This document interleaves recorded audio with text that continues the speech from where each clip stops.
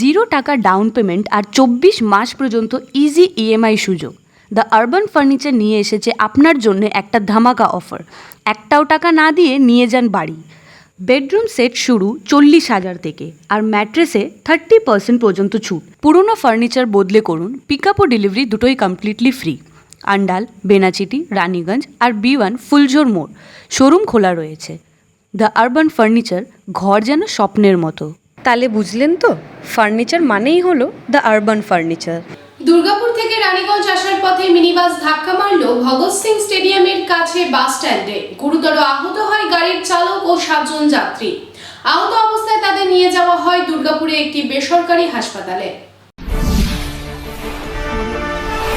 বাস চালকের অসুস্থতার কারণে শুক্রবার সকালে মিনিবাস ধাক্কা মারল ভগৎ সিং স্টেডিয়ামের কাছের বাস স্ট্যান্ডে। জানা যায়, প্রচন্ড গতিসম্পন্ন বাসটি দুর্গাপুর থেকে রানীগঞ্জ যাচ্ছিল এবং তখনই মহকুমা শাসকের ভবন পেরানোর পরেই মিনিবাসের চালকের শরীর হঠাৎই অসুস্থ হতে শুরু করে এবং সে কিছু বুঝতে পারার আগেই ভগৎ সিং স্টেডিয়ামের সামনে বাস স্ট্যান্ডে গাড়িটি সজোরে ধাক্কা মারে এবং তারপরেই ঘটনাস্থলে গুরুতর আহত হয় বাসের চালক।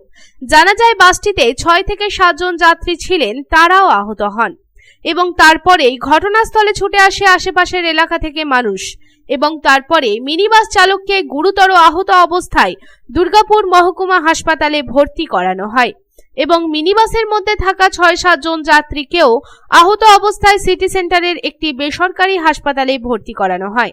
এই প্রসঙ্গে মিনিবাসের ড্রাইভার সুকুমার আকুরিয়া জানান, শরীর খারাপ হয়ে গিয়েছিল, রানীগঞ্জ যাচ্ছিলাম, তখনই এই দুর্ঘটনাটি ঘটে।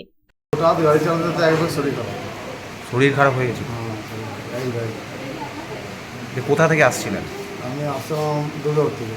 কোথায় যাচ্ছিলেন? গাড়ি নিয়ে এসেছিলাম রানীগঞ্জ। রানীগঞ্জ যাচ্ছিলেন। আছে কতজন ছিল বাসে যাত্রী? বাসে 6-7 জন ছিল। হঠাৎই শরীর খারাপ পড়ে যায়।